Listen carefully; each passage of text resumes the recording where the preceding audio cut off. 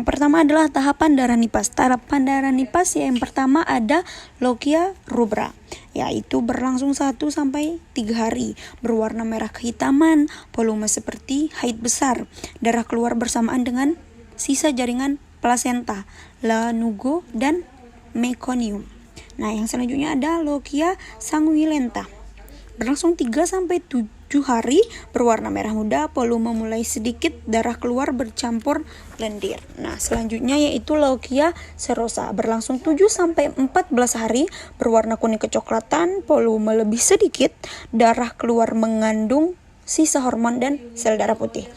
Yang terakhir ada logia alba, yaitu berlangsung di atas 14 hari, berwarna putih bening, merupakan tahap pemulihan.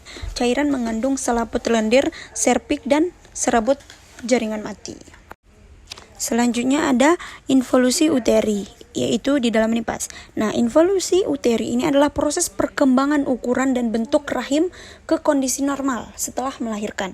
Nah, hari pertama yaitu 36 minggu setinggi prosesus sipoidius. Nah, sipoidius ini apa? Tulang taju pedang, yaitu bagian tulang dada paling bawah yang terletak pada daerah ulu hati. Nah, hari kedua yaitu 40 minggu, 2 jari di bawah prosesus sipoidius. Hari ketiga 34 minggu, 1/2 atau setengah pusar ke prosesus sipoidius. Hari keempat atau 28 minggu adalah setengah di atas pusar. Hari kelima 24 minggu setinggi pusar. Hari keenam 20 minggu, 2/3 di atas simfisis. Hari ketujuh 16 minggu, 1/3 simfisis ke pusar. Hari ke-8 12 minggu, 1/3 di atas simfisis. Hari ke-9 adalah pundus sudah tidak lagi teraba karena telah turun ke dalam panggul. Selanjutnya yaitu persalinan, cervical appeasement dilation. Nah, cervical appeasement dilation adalah 2 konsep penting dalam proses persalinan yang berkaitan dengan perubahan serviks yang terjadi saat seorang wanita mendekati waktu melahirkan. Nah, pada 1 cm pembukaan pertama, fase terlama dilewati mulut rahim terbuka.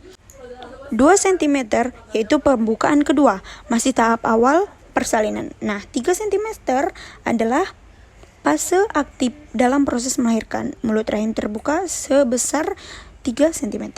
Yang keempat adalah pembukaan keempat. Mulut rahim terbuka sebesar 4 cm. Nah, yang kelima atau 5 cm adalah pembukaan 5. Kontraksi berlangsung 2-5 menit. Nah, 6 cm yaitu kontraksi semakin kuat.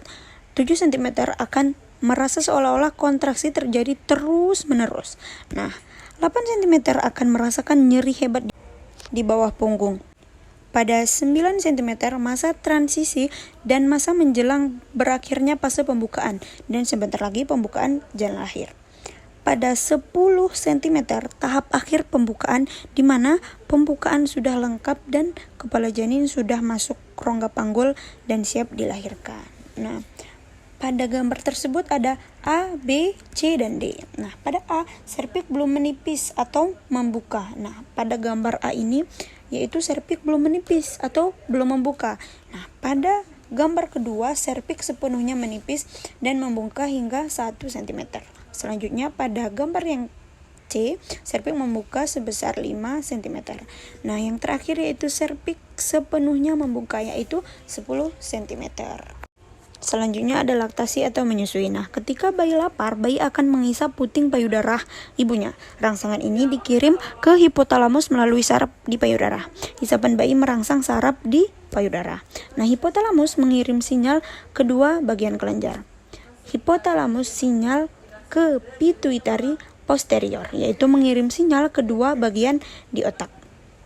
Nah, yang selanjutnya ada pituitari anterior, menghasilkan hormon prolaktin. Prolaktin adalah mendorong sel alveoli di kelenjar susu untuk memproduksi ASI.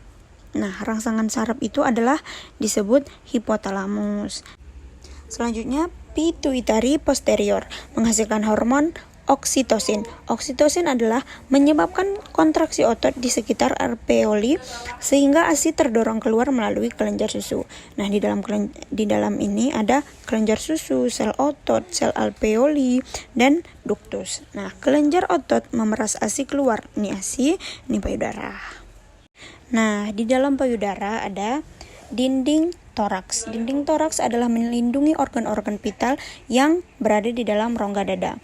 Nah, selanjutnya ada otot dada, menopang dan membantu gerakan. Nah, selanjutnya yang ketiga ada lobus, kelenjar payudara yang merupakan tempat ASI dihasilkan. Yang keempat ada puting susu, terletak di bagian tengah areola sebagai tempat keluarnya ASI untuk menyusui bayi. Yang kelima ada areola. Areola memiliki kelenjar Montgomery untuk melumasi kulit payudara serta melindungi puting dan kulit dari lecet saat menyusui. Yang keenam ada saluran susu, yaitu tabung kecil yang menyalurkan susu dari kelenjar susu atau lobulus ke ujung puting susu. Yang selanjutnya ada jaringan adiposa, memberi bentuk dan bantalan perubahan payudara saat mengalami masa kehamilan, menyusui, dan involusi. Yang terakhir ada kulit. Kulit melindungi bagian dalam payudara.